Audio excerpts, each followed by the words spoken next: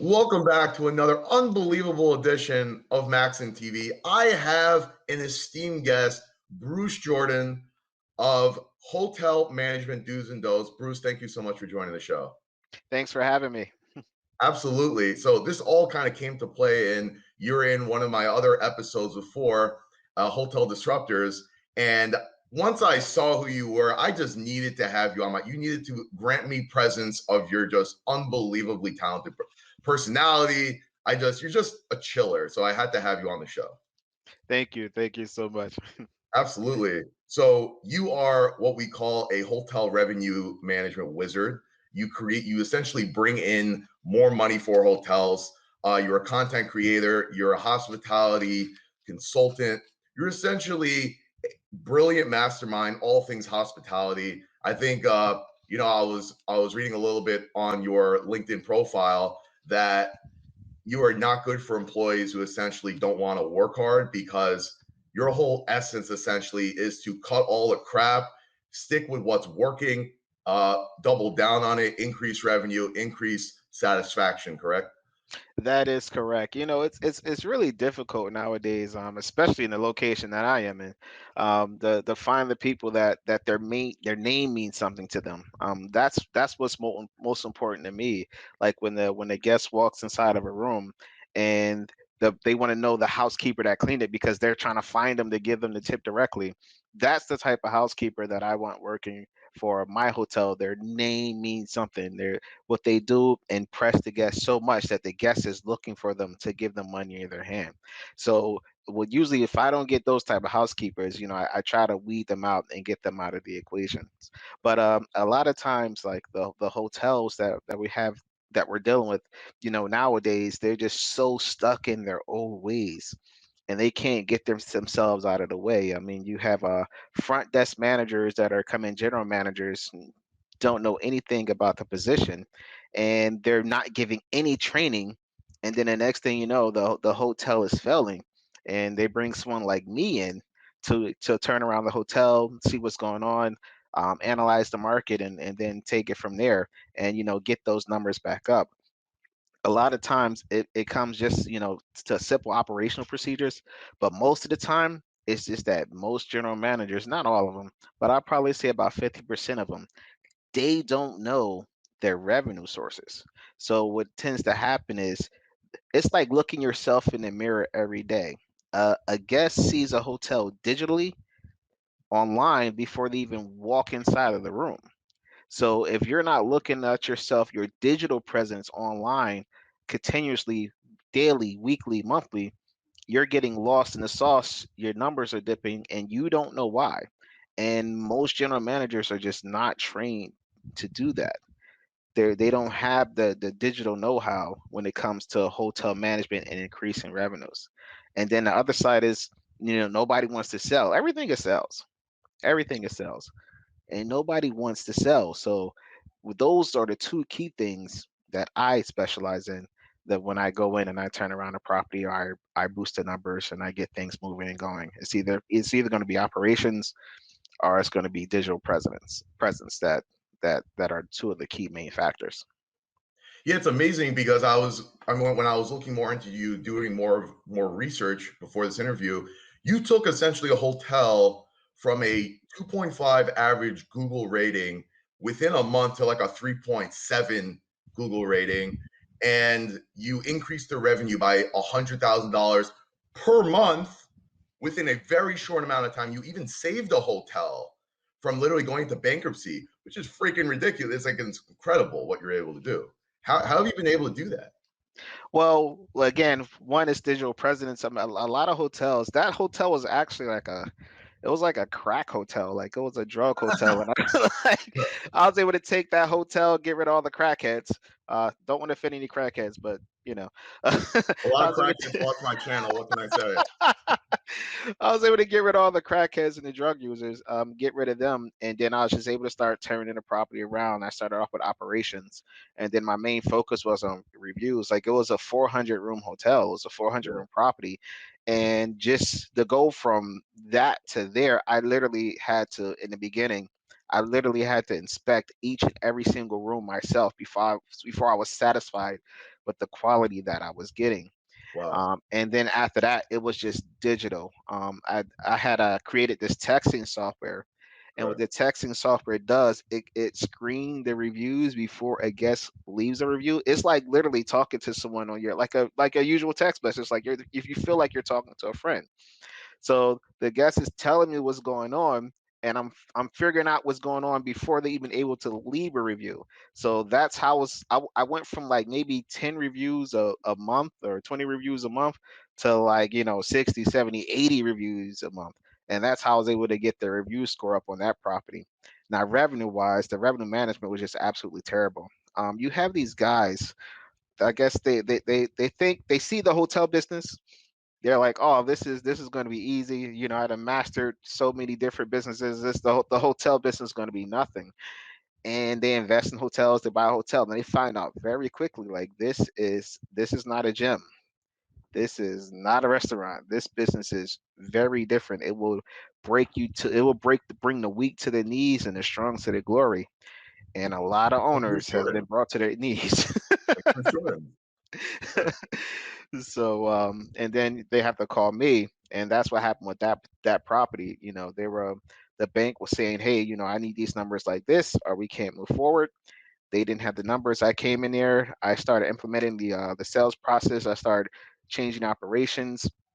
I was losing a lot of money at the front desk. Every time I would leave, I would just lose money at the front desk. So I knew that I had to focus on the front desk, because you'll get these front desk agents. They have really low self-esteem. I mean, extreme low self-esteem. They're easy to identify because they're the ones that's adjusting fees and rates before the guests even check in. Like, why are you adjusting? Guests haven't even checked in yet. They haven't even complained yet. You're trying to lower the bill. So I had a couple of those that I had to weed out and get rid of them. And then of course, made some serious operation changes, and that's how I was able to save that property. Yeah. So you apparently you manage over $1 billion in assets and $300 million in revenue. Is that correct? That is correct. I used to work for IHG corporate office. So at the corporate office, you're not dealing with one hotel. You're dealing with like, 10, 15 hotels at one time. Yeah. So one of my properties that I did was Crown Plaza Palo Alto. I also had Crown Plaza DC back then. So you're and these properties are producing some serious numbers. Those We're are talking. those are real prime locations. Yeah, yeah, and they're pumping them out left and right. Yeah. They're like cash machines, like especially for those areas like DC and Palo Alto, California. And I had some Disney properties as well too. Wow. So those properties, they do some serious numbers, and they're worth so much money. It's ridiculous. Yeah. You know what? At least you don't have properties in like Cleveland where you got to go to Cleveland instead of like Palo Alto, California, Washington, nice areas. You could be stuck in Cleveland, or you could be stuck in places you don't want to go necessarily, right? I don't know. Hey, I can manage LeBron James' old house right now. It's probably worth a fortune. I'm sure. I'm sure. I'm sure. Listen, I knew you were a smart man. I knew you were a smart man. So why don't we get into a little bit more of your background? How in the world did you get into this? Are you from a hospitality background? What exactly led you down this path? It's weird. I'm from New Jersey, and I had I'm just into left that. my job at Tosco, where I was an accounts receivable clerk. For those who don't know, before there was Exxon Mobil, there was an oil refinery called Exxon Mobil. It was right off of Route One in Linden. I had worked there, and just got laid off from Tosco. Tosco had bought out Exxon and Mobil. So I had my first hotel was a Hyatt. It was a small little Hyatt in New Jersey, and I had got hired as a temp, for accounts Uh, payables. And within a year, I went from a temp to the manager of the accounting department. So that was, I was really strong. I was really aggressive. I was always really good with the computers. So I was able to. I went from one position to another. So I went from accounts payables to accounts receivables to income auditor, to chief accountant. So I knew so many different positions that they were like, you know what, forget it. We might as well just give him the job because he pretty much fixes everything all the time. He pretty when it comes to the numbers and the computers and stuff like that. So I started off in accounting, and that's what really helped me in the long run, especially when it came to like sales and revenue, is that most general managers, they don't have an accounting background, so they just see the numbers, but they don't know where they come from. I know where the numbers come from, and I see how they come together. So that really gave me an advantage over everyone else that's in my industry. You know what we learned from that? We learned that all great things must start in New Jersey, which is where I am right now. By the way, I'm in Teaneck, New Jersey. So clearly, all great things come from New Jersey, right? Oh yeah, absolutely, Gotta be. absolutely. There we go. Because I was actually going to ask you about, because you're an operations guy, you're a sales guy, but you had a finance background. Then I guess that's where it started, because it's very rare where you actually get both of those worlds, right? Oh yeah, absolutely. It's extremely rare. I mean, it's I'll probably say 1% out of the 1% you'll get that combination. It's kind of weird for me, especially when it came to me working for the bigger companies, because they really didn't know where to put me, because I have an IT background, I have a sales background, operations background, I have a finance background, and usually with hotels, especially when it comes to like bigger management companies, they try to bottleneck you and put you into one position. So when it came to me, it's like this guy knows everything. You know that guy everyone hates because he knows everything. I'm Right, usually right. that guy. So like not only do I know how to stay in my lane, I can also drive in your lane, and that used to drive everyone crazy because it's really difficult to pull a fast one on someone that has a background like mine, and Damn right it is. so Yeah, I know of a position that they could have given you. It's called CEO. That's what it's called. tell me No, about it. guy running Tell the me about company. Yeah, you're a guy that should be running the company. Yep. I'm too bald headed for that. Too bald headed. You're the most gorgeous bald headed man I know Thank by you. far. Thank you. Too bald headed. No, what? It's fine. That's I don't all have any good. more hair to lose. I know. There we go. There we go. That's why you're so chill. Like, one thing I do notice about you, which leads into our next segment, you're the host of Hotel Management Do's and Don'ts, right? You interview top hotel CEOs, executives, and one of them that I stumbled across was you were interviewing the CEO of Virgin Hotel Group, which honestly, it just looked like two dudes just chilling there, just happened to have a camera on them. You've got to be the biggest chiller I know by far in the hospitality space, especially.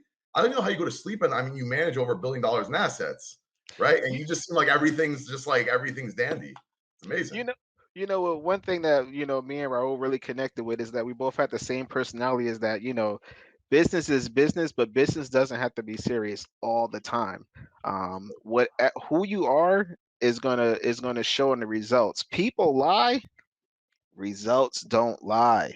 Damn right it doesn't. Results don't lie. So, Raul, we had the same type of personality where we were serious about what we did, but we also knew how to just relax, calm down, chill, and just enjoy, each other's company. I mean, a lot of times you have employees that work for you and work with you, and they spend more time with you than they do their own family. A lot of properties, I'm working 16 to 18 hours a day, 7 days a week, sometimes, depending on how bad the property is. So I'm spending, a lot of time with people that I don't even spend that much time with my own family. So you have to enjoy each other's company. And we just both really connected really well. So I gotta say, I always say I'm never going to die with a frown on my face. I'm always laughing. I'm always joking. I'm like a big prankster. I'm always kidding. So everyone's that works for me is used to that. But when I'm not in that mood, they know something's wrong, and we gotta start hustling. There we go. That's why I had to have you on my show. And when you mentioned that, it depends on how bad the hotel is. Well, I guess when you're fixing a hotel with a bunch of crackheads, you're probably working 24 hours straight, right? You know it. You know it. I mean, I Oh can't say too gosh. much. I don't want the hotel Illuminati to get me. Oh man. Don't worry. If they have a problem, have them speak to me. I'll speak to them first. But absolutely, absolutely, it's really difficult turning around properties like that. You know what? It's the most difficult part is dealing with the politics, because when you're dealing with people that really don't know the industry, has been in the industry for so long that they're so stuck in their ways that Yeah. they can only see their own tunnel. They can't see the other tracks they're able to maneuver in. And then, they just wake up one day and they realize that, hey, I'm losing a ton of money. And it's difficult to like steer those people in the right direction because they can't get out of their own way. Like, you can't get out of their own way, and it's costing them hundreds of thousands of dollars a month. Per property. Yeah. Per Yeah, property. Yeah. Easily.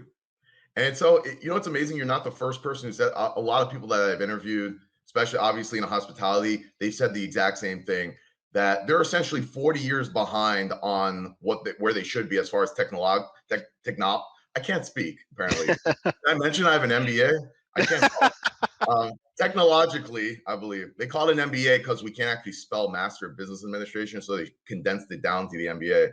So um, so that's mainly what. Can you tell me a little bit more about how you started your hotel podcast? And essentially, the whole idea is to essentially spread the word on what you can actually implement into your hotel to become a better operating hotel. Correct? absolutely, absolutely. Well, I had this regiment that I do. Whether I'm a general manager or consultant, whatever the case may be, I've been doing it for quite a while.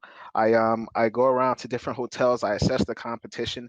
That's my greatest strength, is identifying the weakness in every single business, and then building a strategy around snatching away that traffic or that revenue from that particular business, bringing it on to our location. So what I do is I check into different hotels, maybe 3 or 4 hotels every month. I spend a Well, night there. I assess everything. I see what they're doing great.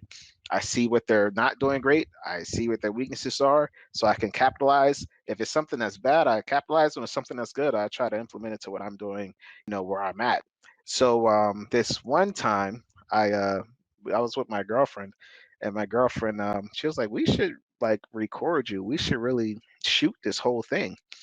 And it was the pandemic had hit, and I felt like a lot of my skills I needed to share, because at the end of the day, if I keep them for myself and hotels fail, then that doesn't do any good for me, because of course I have less clients, right?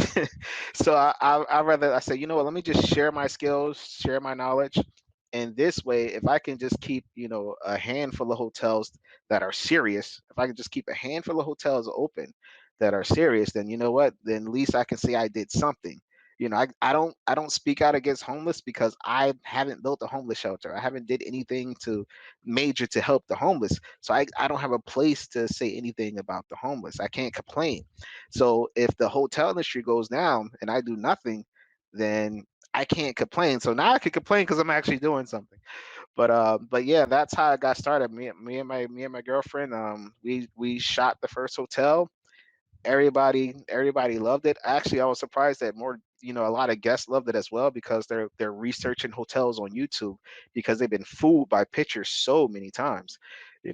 Some bad, some good. The pictures look good online, and then when they get to the hotel, it's right. a it's a horse of a different color. They're like, oh That's no. happened to me, by the way. Big time. Big time. I'll tell you about that after. But yeah. So everybody goes to YouTube for videos now, because they want to see someone else's perspective of what this hotel looks like. So a lot of guests look at my videos, because that's the only thing they can find about that hotel. So sometimes it's good, sometimes it's not too good. So, but at least the guests know where they're getting to. But the most important factor was just getting the knowledge out there, so that the hotels have the tools to save themselves. Wow. So number one, I just got to tell you my story about how that's actually exactly what happened. Of course, my friends, whenever they decide to get married, they decide to plan it on the absolute worst time. It's like January 2nd, like New York City. I'm just like, well, yeah, let's find a hotel in New York City in January 2nd. No problem. So the cheapest hotel I can find that was half decent was like $300 a night, which is like, okay, Mm, fine. Online, it looked like an average, whatever, like a three-star hotel. It wasn't a branded hotel. I'm like, whatever, it looks nice. I mhm. get I get there. Number one, I get off the elevator and the whole place just smelled like smoke, complete garbage. Whoa, It's probably one of whoa. the hotels you have to clean up or something, all the crackheads. But I walk into the room And I'm just like, what the hell is this? I literally take my phone out with all like the really nice pictures and I lower my camera. Like, this is not the room I ordered. Yeah, and like I send it to my brother, like, what the hell is going on? I went back downstairs and I'm like, this whole place is filled with smoke, whatever. Can you maybe get me another room? She's like, that is the non-smoking floor. And Wow. I was literally afraid. I slept on top of the covers. I was afraid. I would like I would put my dog on there, honestly. It was Wow. real, like never again. But I think at the end of the day, you got to go. The reviews look good. I don't know. I have to go by a picture. I can't go by anything else. But that's what happened. It's just a unfortunate event. So, anyways, moving forward, you mentioned that you happened to start your podcast or show that on YouTube recently. But when I actually see it, your video quality is pretty damn good. Like, did you hire someone or like how did you get around that? Well, the first couple of episodes we did ourselves just to see what we can do. I'm like up at like 3, 4 o'clock in the morning watching a bunch of YouTube videos on video editing because of course I had no idea what I was doing. But then we started hiring camera crews and so on and so forth. But you know what's really funny is that I did a video of what's going to be happening in season 2. One of our hotels is going to be Cambria Hotels, and I did that video probably about a month ago. And that video is the number 1 ranking video for Cambria Hotels on YouTube in Wow. 1 month. Yeah. Now, that's, I mean, now Choice Hotels, who actually owns that brand name, that that's not a good look for them. And this is why, because I can literally take Cambria traffic and send it to another hotel because they don't own the production rights. They don't own the video. So they can see my video on YouTube and I can send them to another hotel. I can send them to the Marriott, the Hilton, anywhere. So I feel like a lot like I was getting back to the digital presence. If you don't own your digital presence, especially on YouTube, you're leaving yourselves to the wolves, because at any given time someone can just come make a video and snatch the traffic right away from you.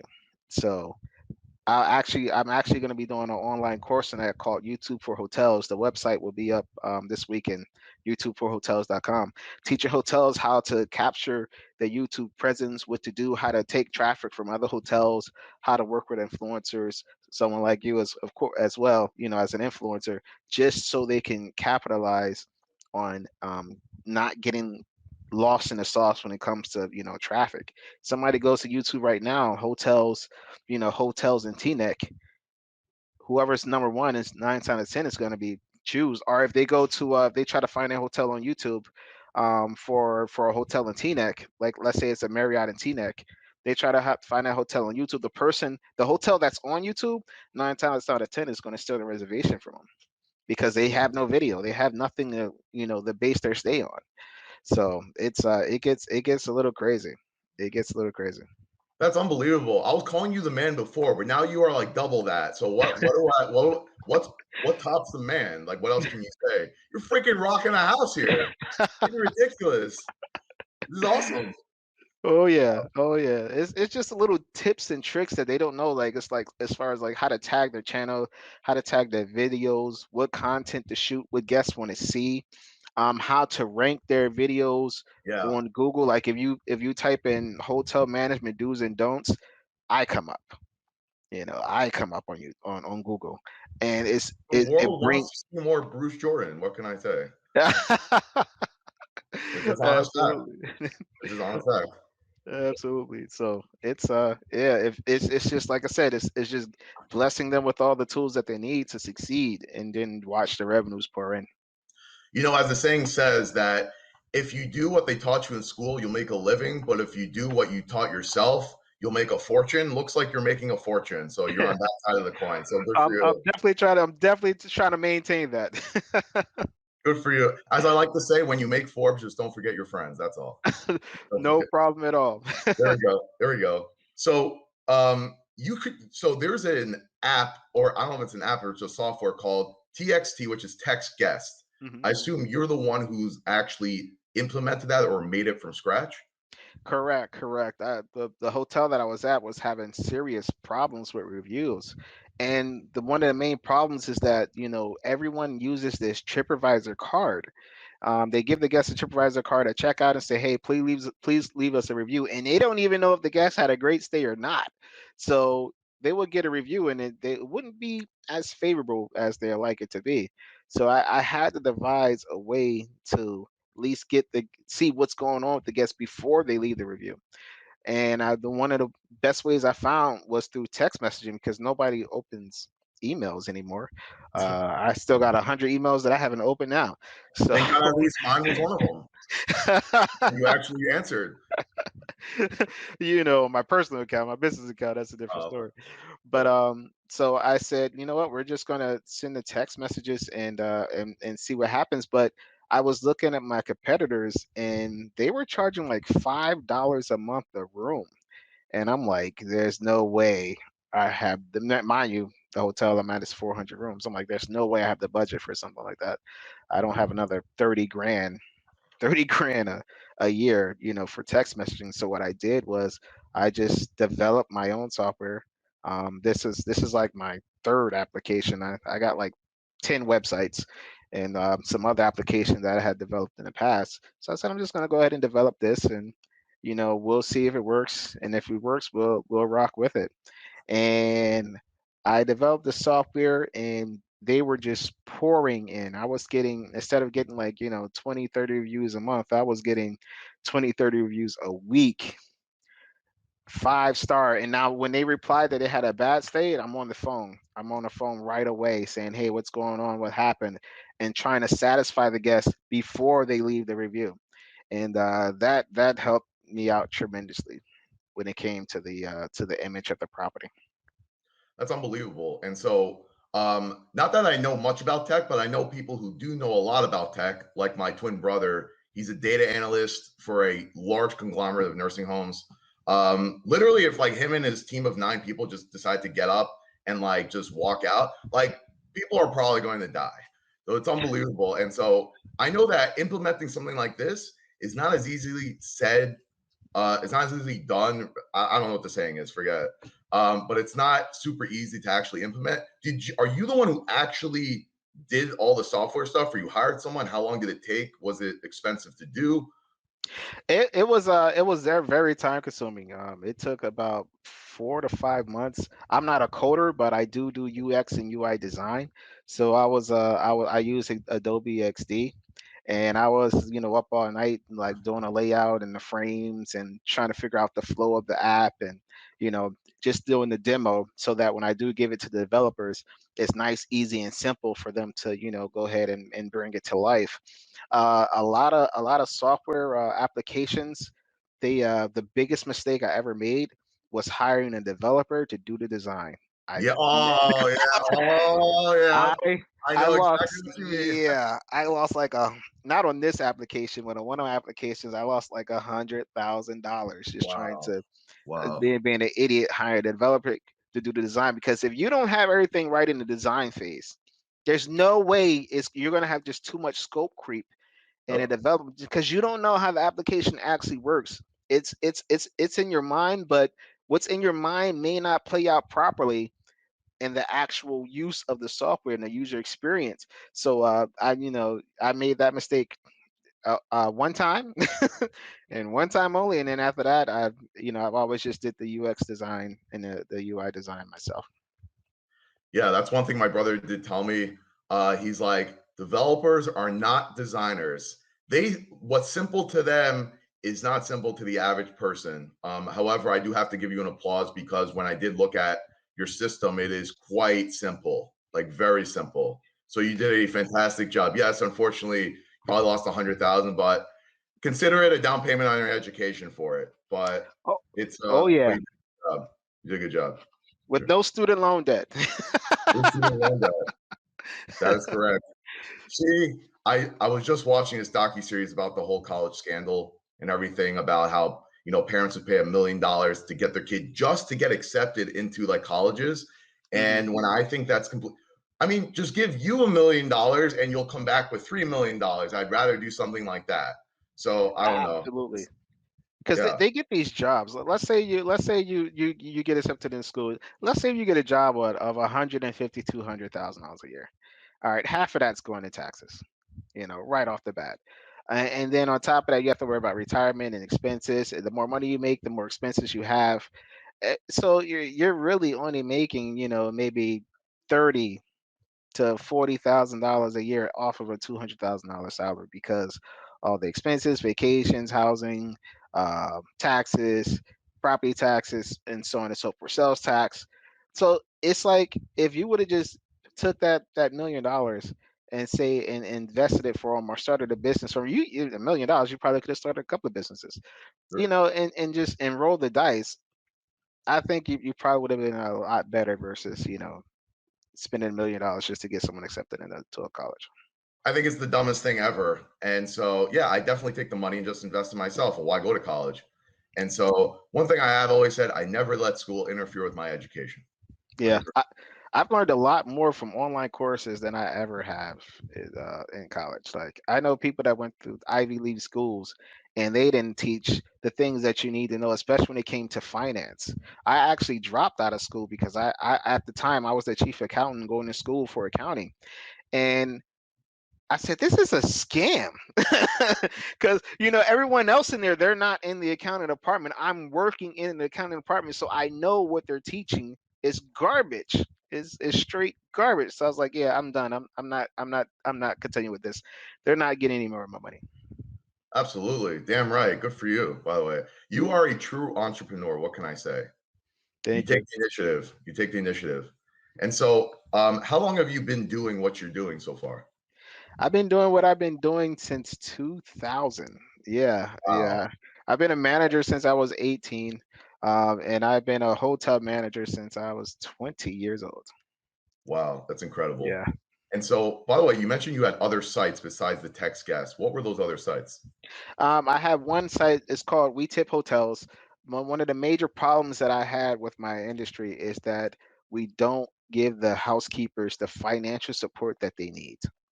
We don't give them any incentives financially. I mean, housekeeping is a tough job. Yes, sir. It's a really tough job. I feel like the housekeepers, I'm probably going to, offend a lot of people, but I feel like the housekeepers should be making a little bit more than the front desk agents because they have a lot of work to do.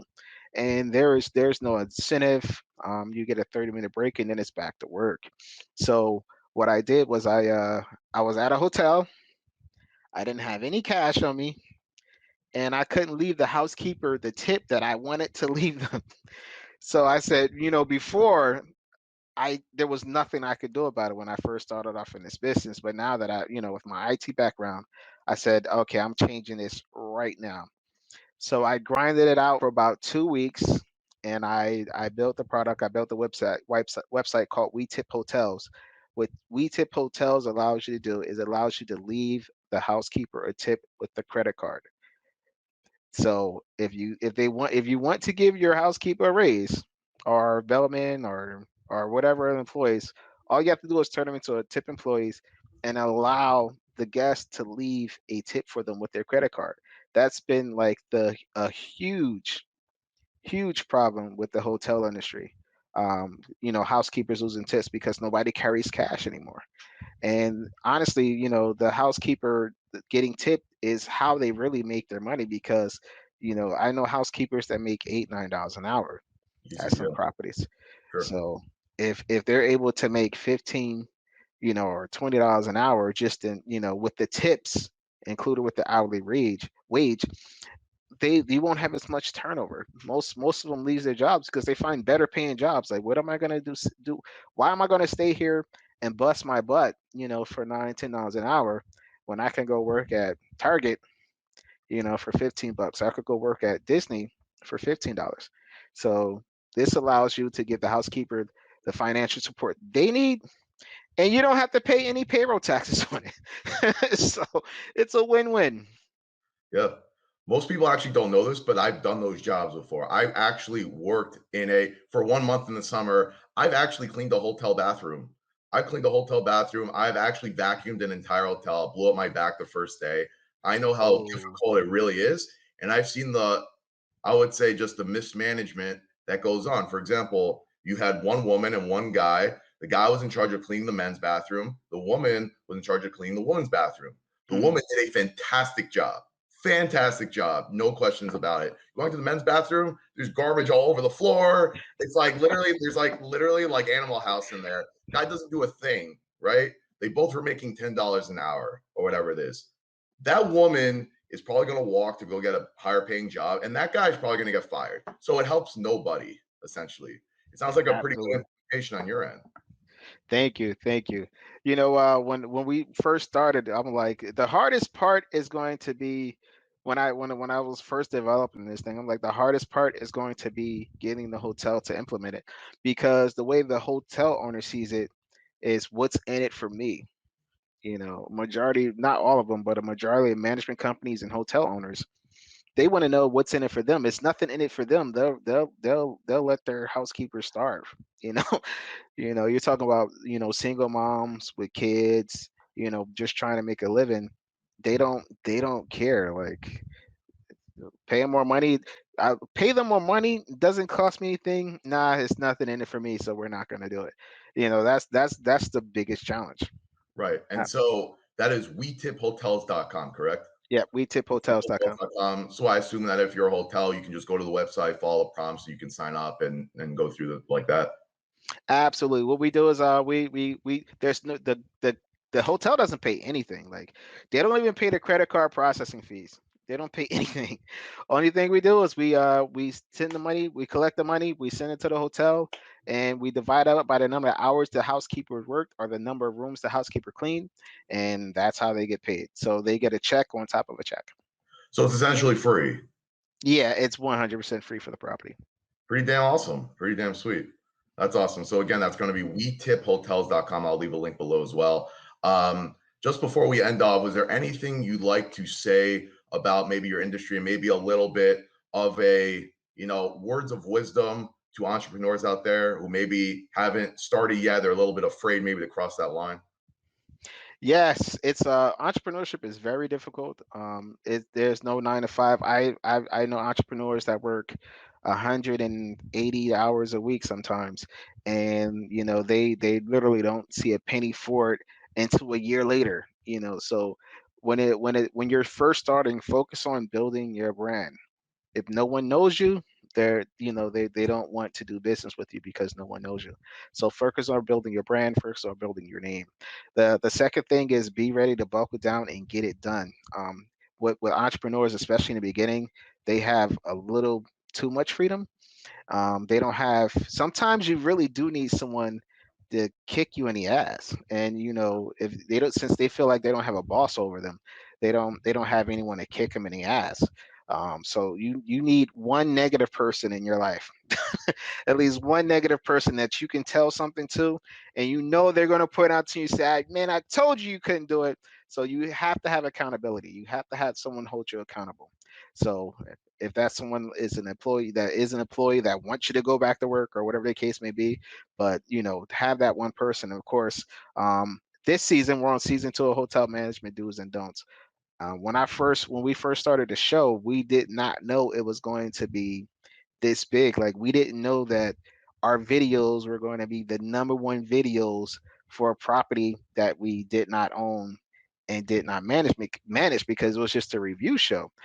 So in the beginning, that's when we seen the weakness when it came to YouTube and displaying the videos and so on and so forth. That the properties they're just leaving themselves vulnerable.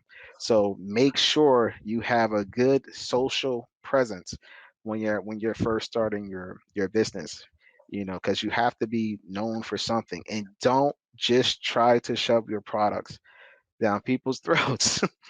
They have to know why they need your product first, before you get started. But it's a lot of meet and greets. You're going to be kissing a lot of frogs.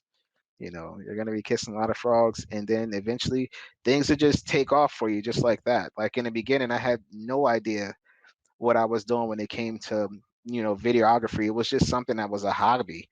I didn't know how to do transitions and edits and hire production crews and all the other stuff. I didn't know any of that.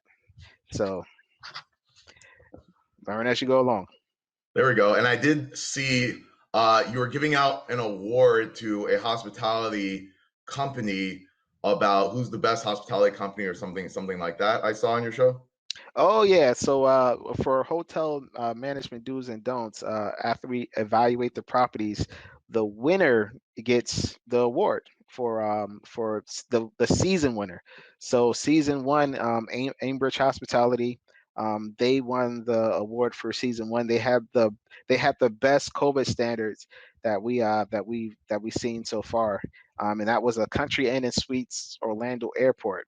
They did it big, and they did a really good job. And it was crazy because that hotel had like 6 employees, and the Wow. room was still spotless. It was a 136 room property ran by 6 employees, and there was no, oh, it's the pandemic. There was no excuses. They knew they had a job to do.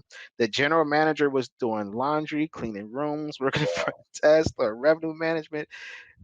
She was just amazing. Her name is Jerry Pearson. She was just amazing. She's been in the game for a while, so she knew what she had to do. She's been through it before. So yeah, they came out on top. I can't wait to see who's going to win this season. What I can tell you, I think you've seen some of the commercials. We have the Hard Rock Reverb. Reverb is in there. Cambria Hotels is in there. You haven't seen the commercial for this one yet. It's the Trip by Wyndham. They're not really popular here in the States. They're more popular overseas. They're going to be in season 2. We have Staybridge IHG. They're going to be in season 2. Hyatt Place. We have another Hyatt Place in Atlanta. So we got quite a few properties that's going to be in season 2, and they're going to do it big. When they get on your show, they'll become big. That's just bottom line. And so Yeah. there you go. And as you can see, with even a 6-person hotel is rocking a house, just goes to show you that if you have a good management and good system in place, you can rock the house, right? Absolutely. They go from 33 employees to 6, Yeah. just like that, in a snap of a finger, Yep. and still win. It's amazing. Yeah. So it's interesting that you give out awards in your show. I will be giving out my first award. It is to you for Maxin TV free t-shirt, which I'll be sending you. You'll be getting the British Chiller Award, Bruce Jordan, Yes. because you are Yes. a killer. I love it. I love it. And Thank you so much. again, please, everyone go check out Bruce Jordan's hit show, Hotel Management Do's and Don'ts. Again, I'll be leaving a link below. Bruce, this is an absolute pleasure of mine to have you on the show. I really appreciate you coming out. Anytime. Anytime, Max. Don't forget to like and subscribe.